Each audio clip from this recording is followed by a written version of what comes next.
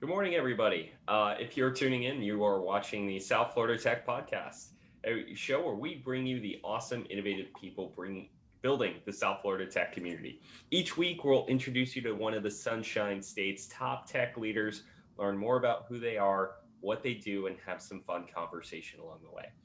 Our podcast is presented by Tech Hub South Florida, a nonprofit dedicated to building South Florida into a tech hub. And I'm your host, Joe Russo, the president and CEO. And I am joined once again by my illustrious co-host, Joanna Mikkola. Good morning, Joe. Hey, Joe, great to be here. Super excited as always for the chat today. My name is Joe. I'm the Vice President and General Manager of Brain Station Miami, formerly Wyncode. Still got to get used to that. So it's actually been It's actually been an odd week for both of us. Joanna, you, of course, your company was acquired. Wyncode was acquired by Brain Station, and Palm Beach Tech just changed our name to Tech Hub South Florida. So we both have to update our scripts for this podcast. That's for sure. But there's so many good things happening in both of our worlds. I want to really quick highlight our sponsor before we talk to our awesome guests here today. And those are our friends over at Emerge Americas.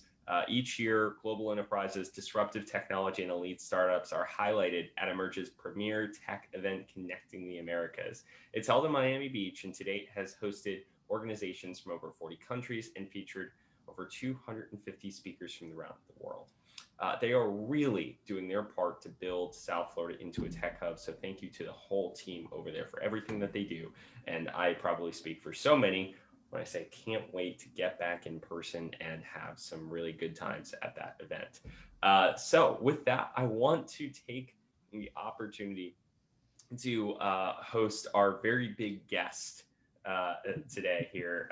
His name is Chris Stegner, and he is the co-founder and CEO of Very Big Things, an award-winning digital products design and development agency with an awesome name, of course. With much success throughout the years, Chris was awarded Technology Entrepreneur of the Year by the city of Miami. And while his company now has offices in 3 countries, he has 58 prestigious international awards, which if you're on the live stream with us, you could actually see some of those in the back of his video. And as impressive as that is, it's impressive how his first startup, 3D Studio Max Worldwide, was acquired when he was 14. I mean, talk about, getting the startup journey going early. He resides in South Florida, currently working out of Fort Lauderdale. In his spare time, he enjoys being a father, a husband, a rock climber, a painter, a traveler, and a seeker of all that is fun. I love that last bit there. Chris, thank you so much for joining us on the podcast. Thank you guys for having me. And it's funny, when you say that last line out loud, I'm like, it comes across so corny. Or endearing and fun. Glad you enjoyed it. So, Chris, why don't you kick us off here with your elevator speech? Who is Chris, and what is Very Big Things? Yeah, I mean, honestly, you did me the favor of actually saying, I think, half of it up front, but so I'm the co-founder, CEO of Very Big Things. As you mentioned, we're a leading digital products agency. We have a major focus on digital transformation for enterprise clients, and then disruption for startup clients, which is really 2 sides of the same coin. If you're helping an enterprise company to be disruptive, then you're digitally transforming them. The only other piece I'd mention there is that at the end of the day, what that means, because a lot of people say, what is a digital products agency? And what we do is we help basically enterprise and startup companies to strategize, design, and develop any digital experience. So that's any type of app, artificial intelligence platform, VR, AR, etc. So that's us in a nutshell and what we do. That's pretty awesome. You know what? We're in the age where when you say digital products and someone's like, what is that? You're kind of like, oh, they're still catching up. But, so it's interesting. More and more, I think we're living through a time where that's going to become very commonplace. But I mean, your backstory is pretty amazing. I'm going from, 14, selling a company to having tech offices in 3 different countries. I mean, that's pretty interesting to loving painting and rock climbing and all things fun. Can you tell us a little bit about your journey since your first startup? I will if you promise to never say all things fun again. Okay. But no. So I mean, being serious. I wish I could say that, when I was 13, I had this great plan to be like a startup entrepreneur and so forth. But of course, that wasn't really a thing when I was 13. It was more, um, being honest. I think I know I always grew up just being very rebellious, you could say. Like, as you mentioned before the show, I just cut my long hair, but I had my long hair, when I was 12 as well, and part of that was computers were just coming out, and or at least in my school, computers have been out for a long time, but in my school was the first time I really got to touch it, and most people weren't really into it, and in a weird way, it almost felt rebellious to jump onto this thing that was like the wild, wild west, and if you think about it, it's still the wild, wild west in comparison to everything else in the world. Like, it's weird, and I apologize, I'm going off on a tangent here, but when I think about it, like, by the time that I was born in 1982, most things in this world were very regulated. Like, you look back at like the Woodstock days and all these other things that happened. It's like, oh, there used to be a lot of freedom in the world, but things got pretty much like, set in stone by the time I was born. And then the internet came around, and it's, to this day, it's still kind of like anybody can do anything. It reminds me of like the gold rush, where people are like, cool, there's gold in them hills. Let's make the decision to cross the country and see what happens. But it really worked out for people. And to me, I think that's still what the whole tech ecosystem's like. There's really very few rules on anything. It's like, there's gold in them hills, go for it. If you feel like it, just grab a shovel and start making it happen. So I guess for me, I got an inkling of that when I was like 13, and I just dove into computers, and then from there it became diving into basically the internet and figuring out how do you get something onto the internet. Like I could create a web page on my computer, but now how does that actually? And it's so simple these days. You just go to Shopify.com or whatever and click 3 buttons. But back then, nobody was there to tell you how to do any of this. You couldn't Google it; it didn't exist. But so, long story short, I got into it, and I got into this 3D software that I had no idea how to use. And basically, as I started learning how to use it, I said other people might need to learn as well. So I started putting tutorials up, and it only took probably about 6 months before we started becoming the leading resource in the world for that 3D software, and really the only place people could go besides grabbing a magazine that would come out once a month to look up one article. Meanwhile, we had like 30 articles a month going out. And for me, I'm a poor kid living in kind of like a bad area of Seattle, Washington. And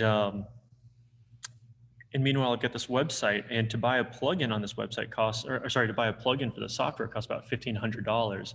And we're like one of only 2 places to advertise in the world. So all of a sudden, I'm making more money than any kid's parent that I know. And of course, I'm just reinvesting it in like computer equipment because RAM costs like $2,000, But yeah, so that's how it got started. Was basically that. Then when I was 14, it got acquired by 3dreview.com. They brought me on as their vice president. Then it was kind of like acquisition, and then the internet bubble burst. And that was an interesting time to live through. Like, I'm kind of glad that I was on like a early chapter of my life versus like this point in my life when that happened, because I was able to see how quickly everything can disappear without it having a real effect. I was still only like 17, 18 years old. So that's so interesting. I know Joe has a question he's going to jump in, but like, man, does that, like, hearing a 14-year-old decide about how profits are going to be reinvested and doing it without a second guess, like, it sounds so freeing. Like, the older you get, the more experience you have, the more you're like, well, I know this could happen, or I know that could happen. Whereas it sounds like you just dove into it. So that's cool.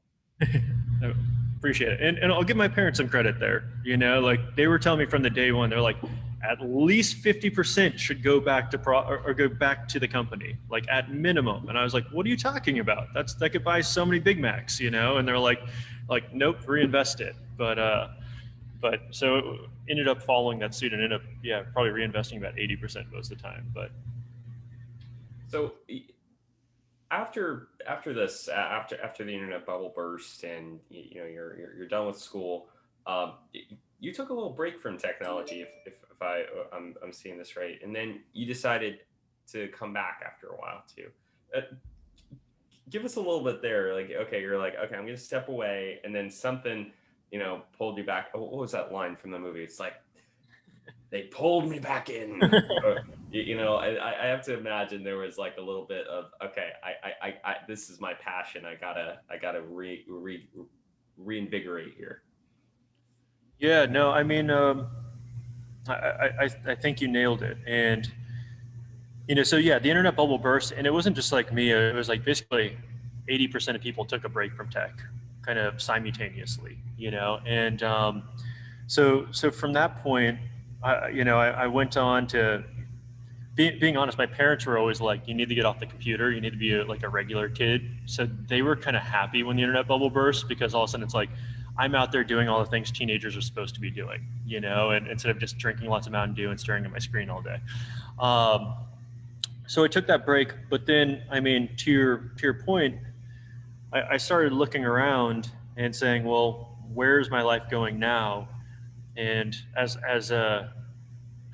kind of morbid as it sounds, pretty early on, I got this mindset of like picturing myself like on my deathbed when hopefully I'm like 110 years old, looking back on my life and saying, are you proud of the decisions you're making? And like, as every decision I'm making, basically looking at it through that lens. And when I looked at it from that way, I'm like, technology is when I really felt alive. When I was running a startup, when I was running a business, like creating that product, like that's the most alive I ever felt. And so that's what I should be doing. But keep in mind, even at this point, when I'm diving back into it, tech wasn't really like fully back in yet, like, especially like as like a developer. Now developers, make insane salaries, but at the time it was like you're competing against your neighbor's son who knew how to program. So making that decision wasn't the easiest one in the entire world. Actually, I was going from a situation of making six figures in Washington to basically saying, hey, I want to change my life for what I believe in and what I'm passionate about.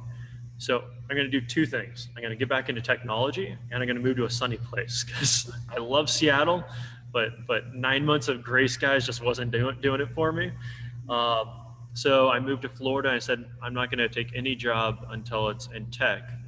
And I ended up taking about a $70,000 a year pay cut to do it. But I remember coming back home and talking to my girlfriend at the time, and she's kind of like, hey, I signed up with this guy that was making six figures, and now you're making 30 grand, like, how did you like your first day of work? And I remember just being like, it was amazing. I had so much fun. This is what I'm supposed to be doing. But so funny story though, I moved to Florida, I get this job, and then at the same time, just trying to learn all the latest and newest techniques of user experience, user interface, and development. And through that process, there's no better way to learn than to create. So I created a small little startup, and literally within 2 weeks of being back into the tech game, TechCrunch did a full cover story. And this is when they did about 3 articles a day. So it was just their article for the day was my startup. And then there was a site called dig.com, which made it their #1 story. And Dig was, the largest news site in the world at that time. And then Delicious, which Yahoo owned, they made it their #1 site. So literally, I'm like, I'm going to move to Florida. I'm going to get back into technology. It's where my heart is. 2 weeks later, I launch a new startup, and we have 40,000 people sign up in the first 4 hours, and I was just like, cool. I'm only making 30 grand, but this is what I'm supposed to be doing, That's pretty incredible. And there's so many gems in what you just said, like, the value of pausing wherever you are in life, at whatever point, pausing to like just take a break from everything. It helps. It sounds like it brought you so much clarity in determining that you would continue down the path of technology. And the other takeaway for me here was like, you were like, I took a pay cut, but it was to do my passion. So it's kind of like you might have taken a step back, but ultimately it was to make leaps forward. So that's pretty cool. So I guess in terms of leaps forward, fast forwarding to Very Big Things then came around, which is also an awesome name. So can you tell us, like, how did Very Big Things come to be, and how did you guys come up with the name? What does the name mean? Other than the obvious, of course.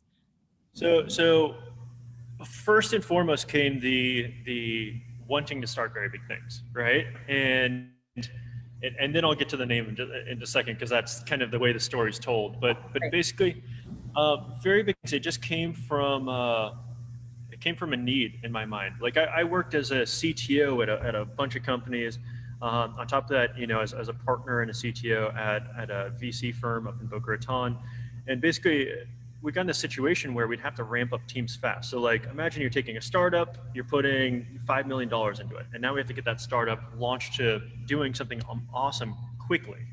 You can't spend a year trying to hire people to form a team, to build the culture, et cetera, to actually really get that launched and create something incredible. And if you try pulling it off in like 2 months, you're just going to fail. And I won't point out any examples, but there's a lot of examples of people that have failed massively by like, cool, we got money, just hire a bunch of people that have big titles, and then you just watch it implode. So what we would do, being intelligent, is saying, hey, let's go find an agency that has the group of people, that already has the culture, et cetera, and let's spin it up with this new startup and the funding it has and create something amazing. But it never worked. Like, every agency we worked with, they were an agency at the end of the day. Like they came from people that worked inside of a previous agency, that came from people that worked inside of a previous agency, that worked and basically those initially were like marketing and advertising agencies. So now you have these people that are like, their whole culture is just like, hey, sign a client, turn around a product, don't really understand the startup world, and that's the end of it. And so here I was saying, well, I've worked with people at a small consulting company where we help build out things like T-Mobile's, first mobile web app, and Walmart's and Sam's Club and Cars.com. So these guys really understand the tech behind it. They understand how to launch that, as well as like the UX. And I worked with this amazing designer actually at the first place where I was making 30 grand. And I know all these people. I bet you I could come together, and we created startups in the meantime that just worked one after the other. So I'm like, why don't we create that agency that basically, when a startup gets its $5 million, it can come to us, and they could just depend on somebody to actually understand what is needed to strategize and design and develop something that's really going to take them from that, say, 10 million valuation to that 150 million valuation. So that was the whole kind of route for why we felt it was needed. And then from there we just said, okay, let's give it a shot, just like any other startup. Like at the end of the day, people think we do work for startups, but we are a startup.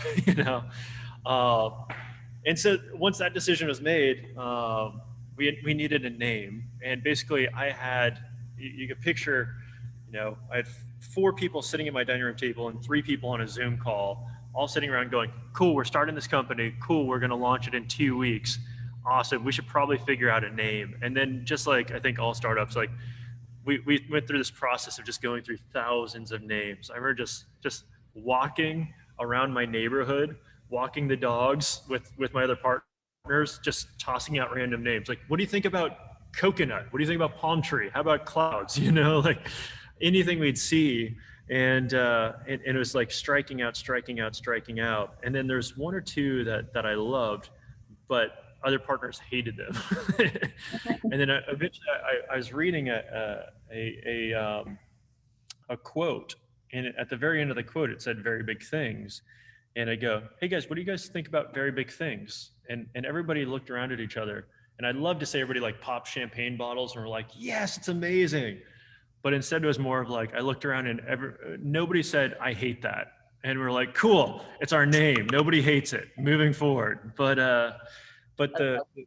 the quote comes from Stephen Hawking, and he said, we are very, very small, but profoundly capable of very big things. And it was just like, that's perfect. And then the last piece of it is that we like to think it's like a constant fire underneath our asses, because you can't call yourself very big things and produce mediocre work. Like, you have to be on point all the time. But so there's the long answer. I love it. I'm ready to join the team. That's amazing. That's such a great backstory. I had no idea. In all these years I've known you and very big things, racking up all these awards. I had no idea. So thanks for sharing. That was awesome. And hey, we're hiring. So, Plug. I feel like some of the best names come from little stories like that, though. There's a guy here in West Palm who's big in e-commerce, and he worked at a company called Something Digital that just got acquired, actually. But they kind of had that same thing where it's like, okay, well, we need to have the word digital in it, and then we need something else in there, and then it was just like, let's just keep that. But it works, and everyone kind of has the fun and the joy around the name. And there was another company around us that's actually a great friend, and it's right here, called Two Ton Creative, and they actually merged the company. There were two groups that merged together, and they actually gave it to the team as a team building partnership. Come up with cool. Together, and they all competed in teams. It was pretty neat. But I love those stories so much because there was always so much behind them. But Chris, we're coming towards the end of our podcast, and there's a few other questions I have. But one of the more important ones, I think now more than ever, why South Florida? Why is this your home? Why do you love to do everything that you do in life here, and make it a home for your business? Yeah, so I mean, as I mentioned, kind of, I would love to say that I saw that South Florida is going to be this great, tech ecosystem come 2021, but that was very much not my situation like 13, 14 years ago. To me, it was all about just the lifestyle that it brought. It was a fact that it's sunny all the time. It's a fact that the oceans here are warm, the beaches are beautiful, and when you go and you see Miami, like the skyline there, I think is one of the most creative skylines that you'll ever see in your life. It's so much innovations happening here that all of that pulled me here. And then from there, it's more thing of staying, right? So when we went to start Very Big Things, I mean, honestly, this was only 2.5 years ago, but South Florida was a very weird choice to pick our headquarters. You could actually see it almost as a negative, as far as like a worldwide view of an agency. Us, just like I think most startups, people want to see, oh, you're in San Francisco, oh, you're in New York, et cetera. But at the end of the day, we loved it here, and every person on my team loved it here. And there were so many positives from the connection to Latin America, the connection to Europe, the once again, like I said, just kind of the innovative and the melting pot of cultures. I think creates something just amazing. Then, of course, as you get older, it's like cool, and the taxes don't suck here, and the business laws are awesome, and there's just all these pros. But at the end of the day, I think it was a lifestyle choice. This is just so much. I think more enjoyable of a place to spend your time. So we just said, hey, this is where we want to be. So, even if the cards are stacked against us, let's give it a shot. But I think the last 2.5 years, as you guys have mentioned, we're working with not only amazing startups here in South Florida, we helped build out things like Papa and Boatsetter, and more recently Kitty Credit and Upside Home, and some cool stuff like that. But we're also working with startups from New York City, from Boston, from Chicago, from Omaha, from San Francisco. Like, we're working with places from all over, and that's all happened over the last 2.5 years. And at the end of the day, nobody cares anymore, like where you are. Like, if you're doing something special, if you're doing something amazing, you'll stick out. And I think we end up realizing, hey, not only could we have the lifestyle we love and enjoy, but we can have a business that's just as successful as if it was in any other major city. And now it seems like a lot of people are also starting to realize that. So now we're starting to see people saying, well, with this pandemic, hey, I can have my office anywhere. So why not have it in an uncongested, amazing place?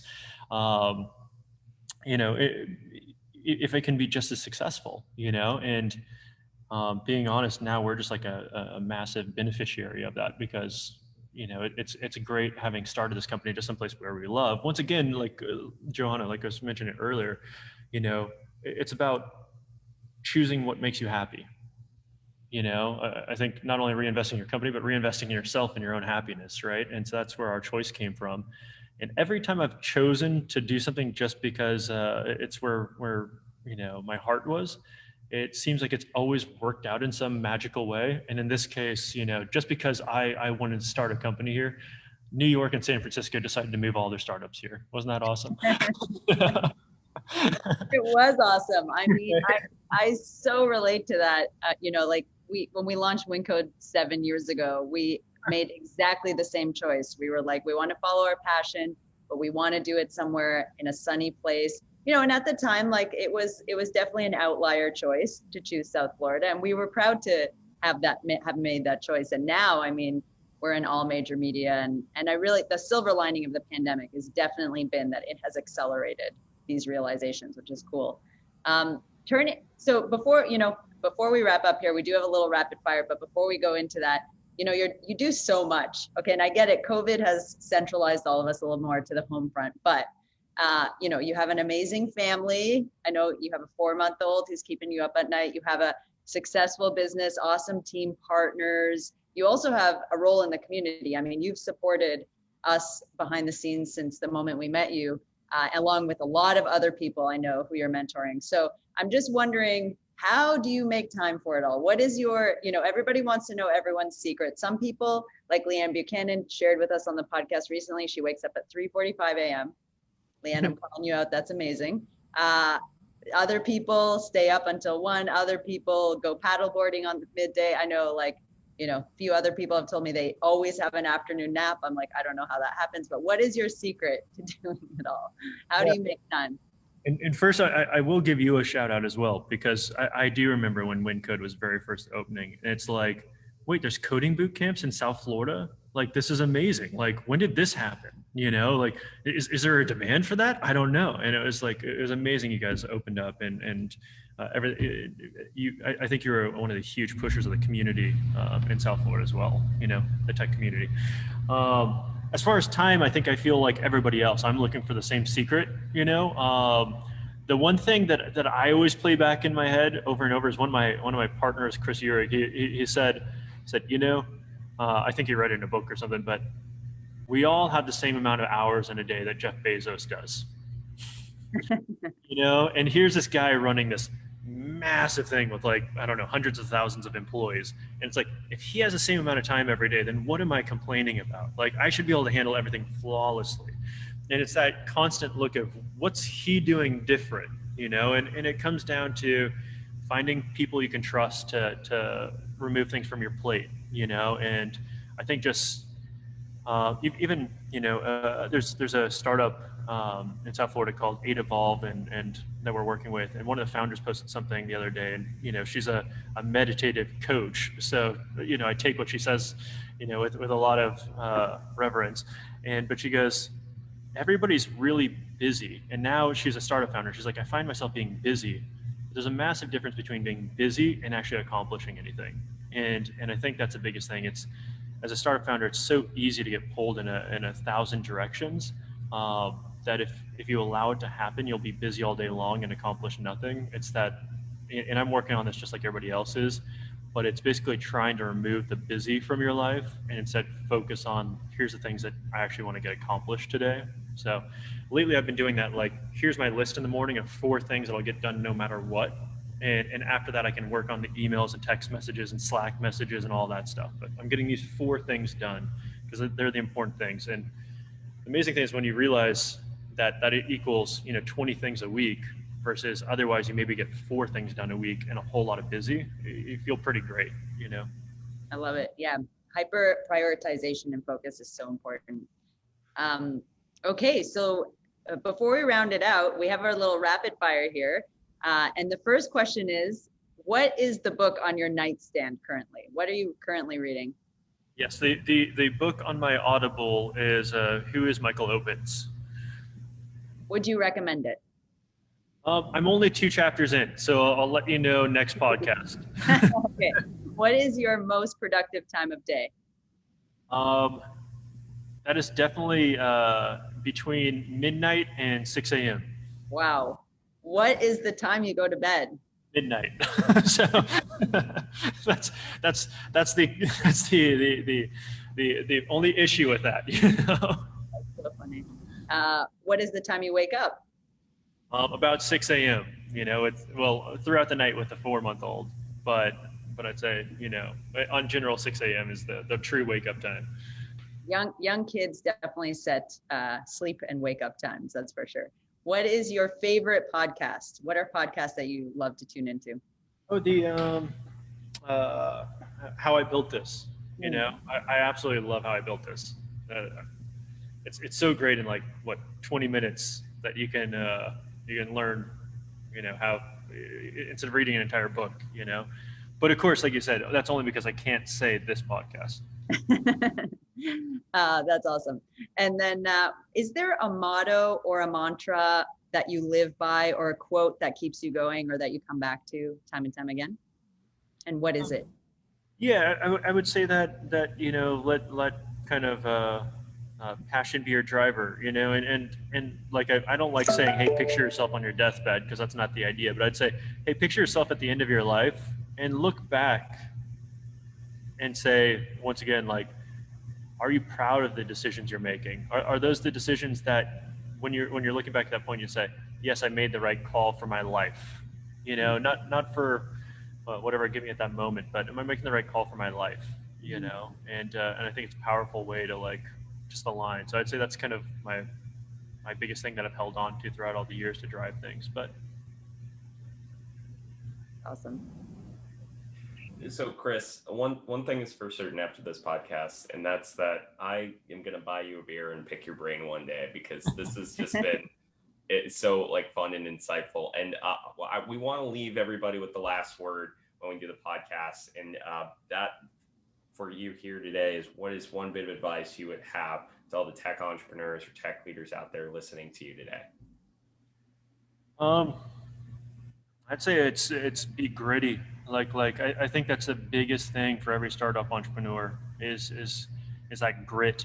You know, it's you're going to encounter 5,000 like moments where you have great excuses to give up, and you need to like push past those. And I think it's the best way to put it. It's not like a challenge. It's like you have that opportunity to be like, well, I gave it my all, but this thing's blocking me. I just can't do anything. And I think that's the difference of your great startup entrepreneurs, is they always find a way around those things, you know? So I'd say, and I think of that as grit. And I'd love to do the beer afterwards. So, or I'm gluten-free, but you know, a beer alternative.